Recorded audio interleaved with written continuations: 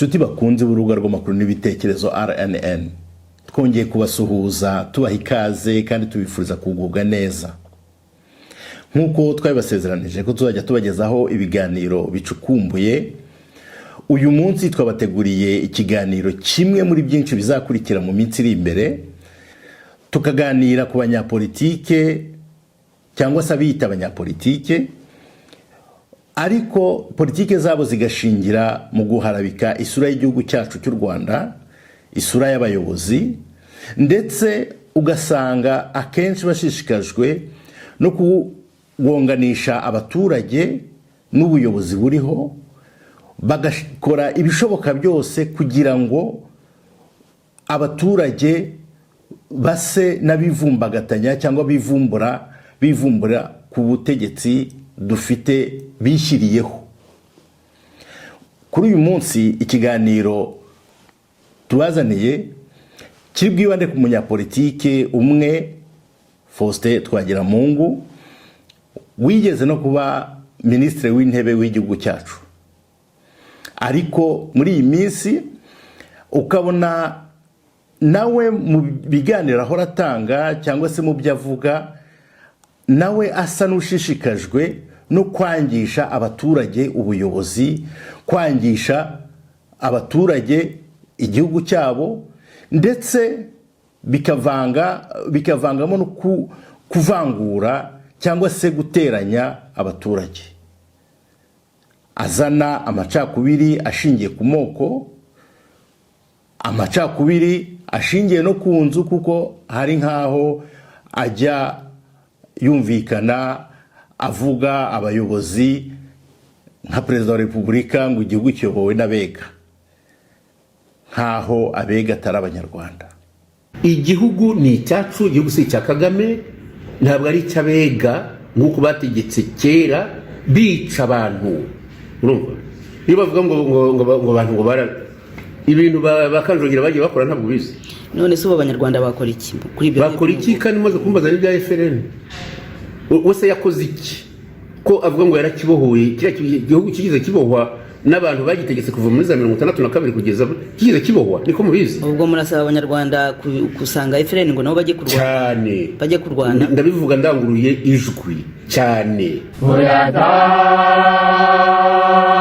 wikabya Jumenya gusaza utanduranyije cyane.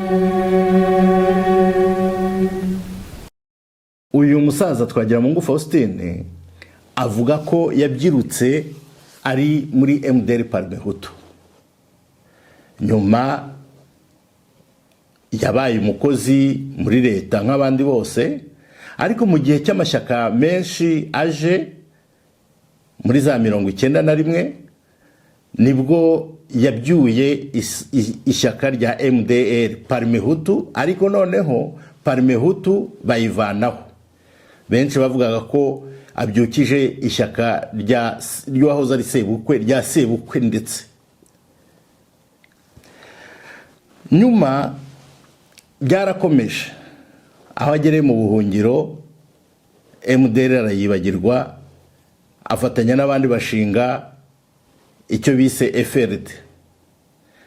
Muri FRD bagerageza kwihuza n'andi mashyaka, bakora icyitwa FDR, nacyo yashatse kuyobora, ashaka kumira andi mashyaka, biranga birananirana, ndetse iyo mpuzamashyaka yari ikozwe biviramo gusenyuka, ndetse ahubwo aza no kwirukanwa muri cya kindi bari barakoze cya FRD cyaje kuyoborwa n'uwitwa Ndahayo Eugene. Aya mashyaka narinyuzemo nyavuga mu magambo ahinnye, ndumva tuzayabigarukaho mu bihe biri imbere, igihe tuzaba turi kuganira ku kibazo cy'amashyaka yagiye avuka, uko yagiye avuka n'uburyo yagiye acakagurikamo ibice kugeza kuri uyu munsi. Twagiramungu Faustin uhora nenga leta, akanenga ibyagezweho, nyamara akiyibagiza ko yabaye minisitiri w'intebe. Hari ikintu kimwe dukwiriye kujya twigaho guca bugufi. ndamwubaha nk'umusaza, ariko mumbabarire rwose ntabwo numva namwubaha nk'umunyapolitiki, kuko mu bigaragara nk'uwabaye premier ministre, nk'uwabaye ministre w'intebe, ni iki yagaragariza abanyarwanda yakoreye u Rwanda mu gihe yari afite uwo mwanya? Ese ni ingamba ki zamunaniye gushyira mu bikorwa, byibuze yatubwira ngo baramunanije? Ese nk'umuyobozi wayoboye igihugu ku rwego rwa minisitiri w'intebe, ubu niwe wakagombye kuba abiba amacakubiri, ahubwo ko yakagombye kugira abajyambere, urubyiruko, inama yo kwiyunga, kwishyira hamwe, aho kurushishikariza ngo kwitangaho ibitambo bivuze ngo arashaka kurushora mu ntambara. Ndagira ngo nibutse ibibazo twagihuye nabyo muri za 1994 mu kiganiro cy'amateka twabahaye ubushize. Twavuze ku rubyiruko rw'amashyaka bahanganishije bikarinda iyo bitujyana muri jenoside. Uyu munsi numva umunyepolitike nka Twagiramungu aramutse ashatse kuba umunyepolitike yakagombye gushakisha ikintu cyose cyatuma abanyarwanda n'urubyiruko rw'u Rwanda rushyira hamwe, rukiyunga, tukibagirwa amakuba twahuye nayo, tugaharanira kujya mbere.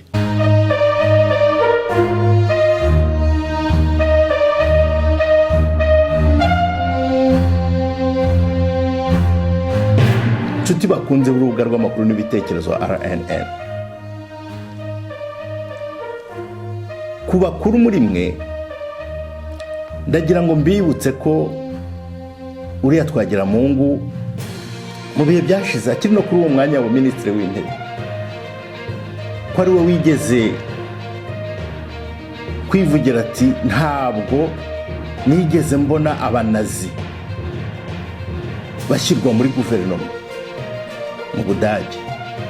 Aha yashakaga kuvuga leta yari ivuyeho yahunze igihugu n'abahunganye nabo, abasirikare, by'umwihariko abashinjwa kuba barakoze jenoside yakorewe abatutsi cyangwa se kugira uruhare muri jenoside yakorewe abatutsi. On n'a jamais admis les nazis de participer dans un gouvernement d'après-guerre en Allemagne. Vous êtes un Hutu, votre nomination prouve que le futur du Rwanda ne sera pas seulement aux mains du FPR à majorité Tutsi. Écoutez, je préférerais qu'on m'appelle d'abord Rwandais avant de m'appeler Hutu. Je pense Rwandais et puis Hutu ensuite. Et je crois que la victoire du FPR n'est pas une victoire des Tutsis, c'est une victoire du peuple rwandais. Ariko uyu munsi mu bigaragara, iyo ukurikiye ibiganiro bya Twagiramungu, iyo ukurikiye ibyo avuga ku miyoboro inyuranye, niho wumva neza ko ahubwo we ikimushishikaje ari ukurangaza imbere bamwe yitaga abanazi. Ndashaje nibyo, ariko sinshaje byo kuba nagambanira igihugu cyanjye cyangwa se hagira umwira ati niba unashaje ushobora kudufasha muri ibi. Ntabwo nshaje byo kuruta Museveni ntabwo muruta. Ntabwo nshaje ngo ndute Biden ntategeka se. Ntabandi se bategetse baruta Twagiramungu. Mu bindi bintu bikunze kuranga Twagiramungu cyane ni ukwivuguruza no kwinyuranyuramo kenshi na kenshi, ariko akaba ari umuhanga kuko ibyo byose abiterwa n'inyungu n'icyo agambiriye kugeraho. Kuko iyo urebye nk'aho ngaho yise abantu abanazi, uyu munsi agahindukira akaba ari we ushaka kubayobora, ni kimwe n'ahandi henshi agenda yivuguruza. Rimwe ati u Rwanda tugomba kugira ubumwe. ndacyafite ubutwari bwo kurwanira ishyaka ryanjye kugeza igihe nzaviramo umwuka kandi nkarwanira amahoro n'ubumwe bw'abanyarwanda. Icyo ngicyo mugishyiremo. ubundi ati tuzarwana, tuzakoresha ingufu zose zishoboka, ndetse tuzane n'izindi z'umurengera n'izindi. Bwacya mu gitondo akongera ati atya, akongera atya. Mwabyikurikirira muri aya mashusho muriho mureba. Ndabivuga ndanguruye ijwi cyane, ntabwo ushobora gupfa nk'ibimunyu. Yafashe intwaro yafashe, yazifatishije amaboko abiri, twe tuzazifatisha amaboko abiri, twongereho hari n'izindi ngufu. Ntabwo dushobora gupfa nk'abantu babaja mu gihugu cyacu cy'abanyarwanda. Nicyo gituma ngewe ibi by'amoko abantu bakomeza gukuranamo, nababwiye ijambo rimwe: ntabwo abazungu bataraza nta bwoko bw'abahutu bwari buriho, kimwe ko nta bwoko bw'abatutsi bwari buriho. Abatutsi wowe utarategetse cyangwa se ngo utegeke cyangwa se ngo uhabwe inka n'umwami aguhake akugire mbese umuntu utari umuntu usanzwe, nta mututsi wari urimo. Ntabwo umututsi ari izuru, ntabwo umututsi ari indeshyo, ntabwo umututsi ari amazina cyangwa se ngo n'amatako afite uko ateye. Ntabwo ari abantu bose baravuga. No muri Afurika y'Epfo ibyo bibayo biteye inkeke no kumirwa. Ibintu rero by'amateka no kujya mu byitondera cyane. Hari abantu bapfa kubyitwaza mu mwaka w'1959 ngo habayeho revolution y'igendite. Amatora yabaye mu kwezi kwa gatandatu no kwa karindwi irango cyangwa kwa karindwi no kwa munani 1960. Hanyuma muri 1961 baproklama repubulika. Nguko rero ayo mateka naho bitangirira byo kuvuga ngo nibazana ubumwe bwo buzazanwa n'abanyarwanda bashya. Ati nk'abanyarwanda bashya. Ese abanyarwanda bashya ntabaye? Abanyarwanda bashya se ni za ngabo z'umutwe wa MSD FRN, wa mutwe w'iterabwoba? Aba bagabo bombi bari bayoboye bawitirira urubyiruko. Amagambo Twagiramungu yavuze muri iki kiganiro yagiranye n'urubyiruko ku muyoboro witwa Ijwi ry'Urubyiruko, avuga ngo aragira inama urubyiruko ngo nirwitangeho ibitambo, urubyiruko ngo nirukore ngo za kongere, ariko byose ibyo bigamije kurwanya ubutegetsi buriho, bigamije guhangana, bigamije kuvanaho abari mu buyobozi iki gihe kugira ngo bo bajyeho. Aya magambo avuga ati ngiye icyanshimisha ni ukuntu urubyiruko mwigaruriye gakondo, ukagira ngo abandi banyarwanda bari mu gihugu, igihugu bo si icyabo. Ariko uko ayavuga byanyibukije rimwe igihe nashingaga ishyaka. Nagiye kureba umusaza w'inshuti, ngira ngo mugishe inama, muhe ibitekerezo nari mfite. Turaganira bishyira kera, ampa inama n'ibitekerezo ndetse n'aba bamwe mu bana be twari kumwe. Ariko bigeze ku musozo ati ngaho genda nguhaye umugisha ukomere, atariko abagacometsemo ati nge nta mwana wanjye nagira inama yo gukora politiki. Nakwibuka ukuntu yamuzaga ku nkeke ambwira amakuru mubigezehe, murateganya gukora iki? Numva agahinda karamfashe, navuga abana be ntiyababwira gukora politiki, njyewe ari kunshora. Byongera binyibutsa rimwe mu nama ya RNC, ndetse ndakeka ari P5 yabereye hano i Buruseli ku muhanda witwa ari Washington kuri nimero 40, ntabwo nibuka umwaka neza.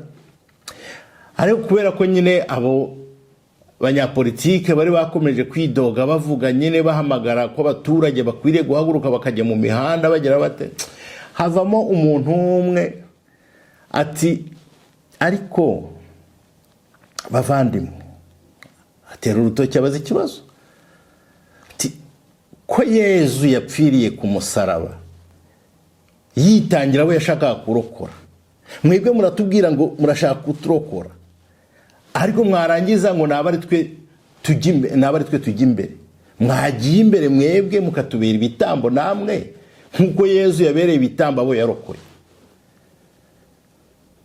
Ibi bituma rero ntekereza iyo twagira mu ngo afata abasore nka bariya ngo nimujye imbere niba ngombwa muzabe ibitambo. Ese abana batwagira mu ngo mubona muri politike ni bangahe, ni bande? Sandra uwatwagira mu ngo niwe wigeze gushyuha muri 2003, ariko nabwo icyari kimushishikaje kwari ugushyigikira se wari ushaka kwiyamamariza kuba perezida wa repubulika. Icyari kimuraje ishinga nuko se aba perezida wa repubulika. Ese umuhungu we Jean Gregoire bangahe bamubona mu bikorwa bya politiki, ariko yarangiza akabwira abana b'abandi ngo nimugende mu bibitambo, nimushaka muzabe ibitambo. Icyo dushaka ni ikirero, nanjye uri hano mbabwira icyo nshaka nkaba nashimishwa cyanshimisha cyane nuko abantu b'abasore n'inkumi nkamwe n'abandi babagwa mu ntege, kuko buryo urengeje imyaka 30 ntabwo uvuga ngo ubukiri umwana. Mugomba gukora uko mushoboye igihugu mukakigira icyanyu, urumva? Niba ari ugutanga n'ibitambo muzabitange. oya da wikabya umenya gusaza utanduranyije cyane. Rubyiruko rw'u Rwanda, nibyo igihugu cyacu cyahuye n'ibibazo byinshi, ariko ntabwo twari dukwiriye gukomeza kwirebera mu ndorerwamo y'amoko. Icyo twari dukwiriye guharanira ni ukunga ubumwe nk'abanyarwanda, tukiyunga mu buryo bwa nyabwo, kuko nibyo duhera igihugu kugera ku iterambere. Naho abababwira ngo urubyiruko ngo nimwe muzakora ngo ikivi muzusa ikivi ngo twe twarananiwe, nkuko twagira mu ngo aherutse kubivuga, ndakeka ari kuri murandasi nanone aho yagirana ikiganiro n'uwiswe Marie Rose, ntabwo nibuka irindi zina, ngo urubyiruko nirwo ruzasoza ikivi, ngo twe twarananiwe ngo none se mwiyibagije ko erega mu Kinyarwanda baravuga ngo umubyeyi wanga umwana we amuraga urubanza rwamunaniye. Niba twagira mu ngo abona ko byabananiye, kuki ashaka ko bikorwa n'urubyiruko?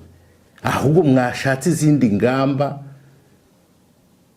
cyangwa tukarebera hamwe uburyo duca bugufi, tuve mu ndorerwamo y'amoko. Mucire birarura abana ba mama, indorerwamo y'amoko ntaho ishobora kutugeza. Niyo mpamvu njye nshyigikiye gahunda ya leta yo kubanza kumenya ko uri umunyarwanda mbere yo kujya muri ibyo by'amoko. Senateur Jeanne Paul yarabituganirije mu kiganiro twabahaye ubushize. Ndizera ko mwagikurikiye kandi ko cyabagiriye akamaro. Utarakibonye yakongera agasubira muri video twabahaye, mu kiganiro twabahaye, aho Senateur Jeanne Paul sindi kubwabo yatanze impanuro nziza. Habayeho intambara, abantu batsindwa urugamba, bakora genocide. Abatsinze urugamba bahagaritse genocide bati mwa bantu mwe uru Rwanda turashaka ko ruba urw'abanyarwanda, muze dufatanye kurwubaka. Ari uwagiye mu bacengezi uzaze bakubarurira uko bangana, bari hariya muri kiriya gihugu, abari mu mirimo, abari mu gisirikari, abari abayobozi, abari abadepite, ari abaminisitiri, abantu bose uwitandukanije n'ikibi akinjira muri inclusivity arimo kandi arakora umurimo we yemye. Uvuye aha ukajya Japan, mu Buyapani, ukava aha ukajya Australia, ukava aha ukajya muri Amerika, ikintu babanza iyo bakubonye, ikintu cya mbere bakubona ko uri umunyafurika. Icya kabiri barakubaza uri uwo mu kihe gihugu. Iyo usubiza ngo iki. Iyo ugiye kubwira abantu bo muri Australia ngo uri umututsi, ntabwo bakumva icyo uvuga icyo ariko.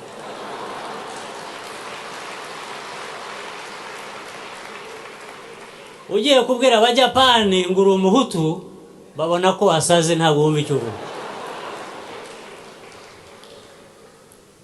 Ubabwira ko uri umunyarwanda na passport uzanye iriho u Rwanda.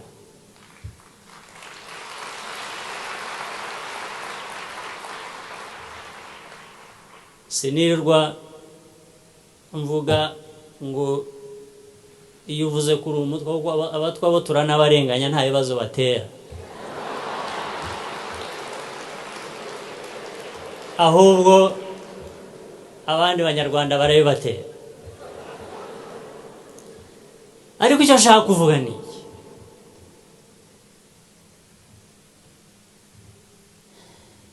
ujya hariya akavuga ngo ariko kwita umututsi cyangwa umuhutu ngo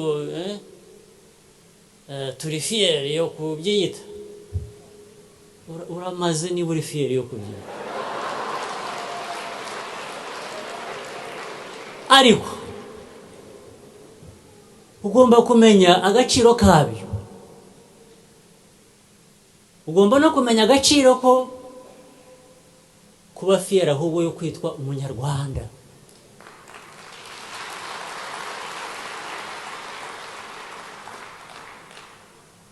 Nyarwanda hahandi ujya baranakubaza bati iwanyu muvuga rurimi ki? Hashobora kuba hari ababeshya bati tuvuga Igifaransa, cyangwa harashobora kuba babeshya ngo bavuga Icyongereza. Oya, mu Rwanda tuvuga Ikinyarwanda, ntabwo tuvuga Igihutu, ntabwo tuvuga Igitutsi.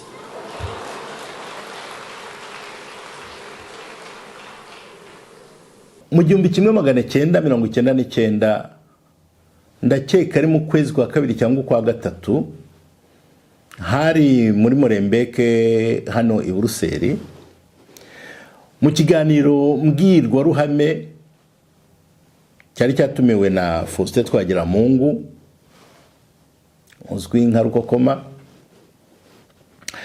Uyu mugabo yarateruye mu kuganiriza abantu twari duhari ati Habyarimana yakoze amakosa, we waturetse tugakomeza tukidoga, tugakomeza inkubiri y'amashyaka menshi. Tubundi igihugu kiri mu ntambara yagombaga kuba yarahagaritse amashyaka, twamwangira akadufunga cyangwa se byanarimba akatwica, ariko ntabwo agomba kureka amashyaka akomeza. Ati iryo ni ikosa Habyarimana yakoze. Ndabyibuka nkaho byaba ari byabaye ejo, ndetse nibuka ko ari nanjye wabajije ikibazo cya mbere, ko numvaga mbabaye ukuntu abivuze. Abona muri 1999 byari bigishyushye no mu mitwe, ntabwo twari twakakiriye ubuzima igihugu cyacu kivuyemo cyangwa cyanyuzemo. ubwo namubwiye ntari ko se muzehe Twagiramungu nshimye ko ushyira ikosa kuri Habyarimana, nyamara ndibuka ko ari wowe wari ushyushye mu by'amashyaka ndetse ni nawe wamuzonze pe. Ni gusa ni uko dusanze mu buhungiro, ni kandi wibuke ko kumuzonga kose wageze naho uvuga ngo niyo byumba na Ruhengeri byafatwa. Ansubizanya uburakari kuko naramutunguwe, ntabwo wari bazi ko icyo kibazo gishobora kuba ari cyo cyaba icyambere. Aransomera pe, arangiza ambwira ati njyewe Faustin Twagiramungu mpunga tuzabazengera uko ngenda. None se uyu munsi nyakubahwa mwakongera mukatubwira ibyo ngibyo nanone? Igihugu ni icyacu twebwe abaturarwanda, ntabwo igihugu cyaba cyarigaruriwe n'abega nk'uko bica Rutarindwa bashatse kukigarurira ngo none ngo twicecekere ngo tubundabunde ngo byararanye. Iyo uvuga rero ibyo bya FRN ni ibintu byiza cyane, kuko FRN ikintu ishaka nuko abanyarwanda bashyira hamwe. Harimo abana b'abahutu twita abahutu n'abana b'abatutsi bashyize hamwe kandi bumva bashobora kuyobora igihugu, bakaduha agahenge bakazana demokarasi mu gihugu cyabo bumvikana. oya da wikabya umenya gusaza utanduranyije cyane. Uyu munsi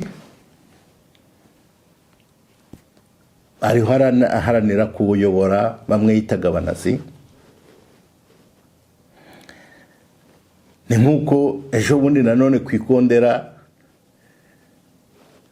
yateruye agira ikiganiro ati twaribeshye. Ubundi mu by'ukuri nk'umunyepolitiki navuze ko nge mwubaha nk'umusaza rwose, ndamwubaha pe kuko arankuriye ndetse ndakeka ari mu kigero kimwe cyane na data. Ariko nk'umunyepolitiki wibeshye bigatuma abantu miliyoni, abantu basaga miliyoni bapfa, abasaga izindi ebyiri bakangazwa bagasohoka mu gihugu. Ubundi nk'umunyepolitike nyawe wakagombye kwegura na politiki ukabivamo, ubu ntiwakagombye kukivuga politiki. None n'ibyo urimo gukora uyu munsi biragarura bya bindi by'amoko twahozemo, bimwe byaryanishije abanyarwanda, bimwe byatujyanye kuri jenoside yakorewe abatutsi. Urabwira urubyiruko ngo nirutanga ibitambo basubire mu ntambara. Ntabwo ari byo, ntabwo ari byo. Ikindi kikunda kugaragara kikanagaragaza Faustin Twagiramungu nk'umuntu wa mugani ufite ingengabitekerezo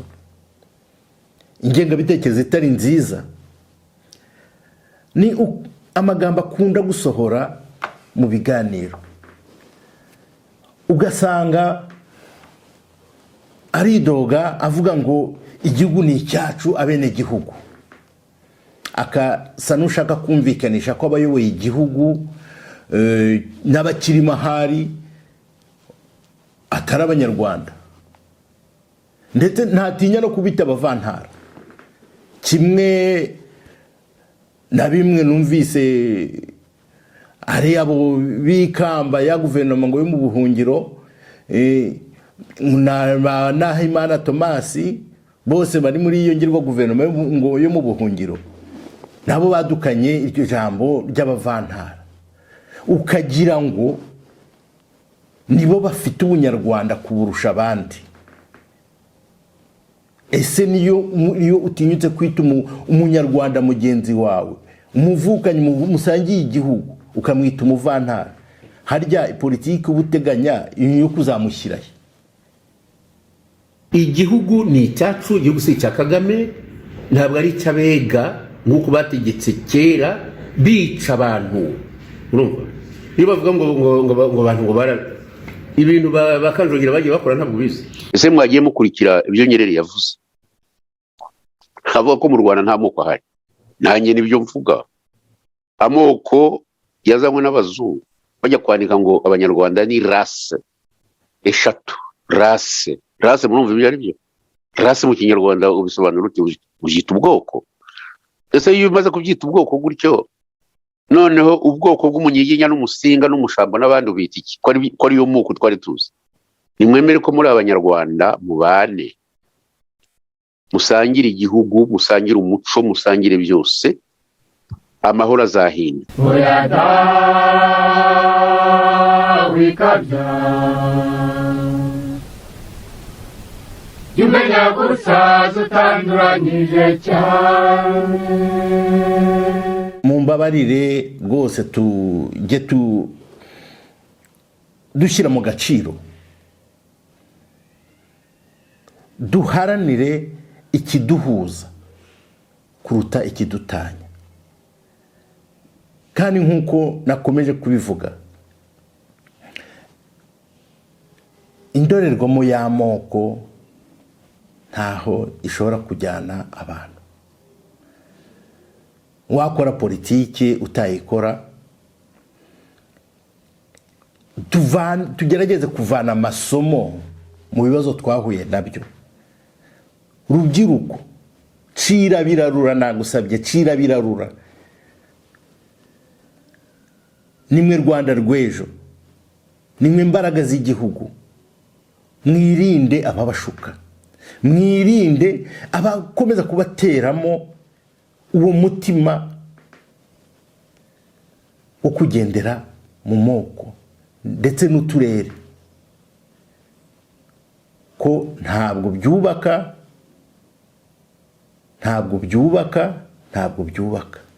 Mwirinde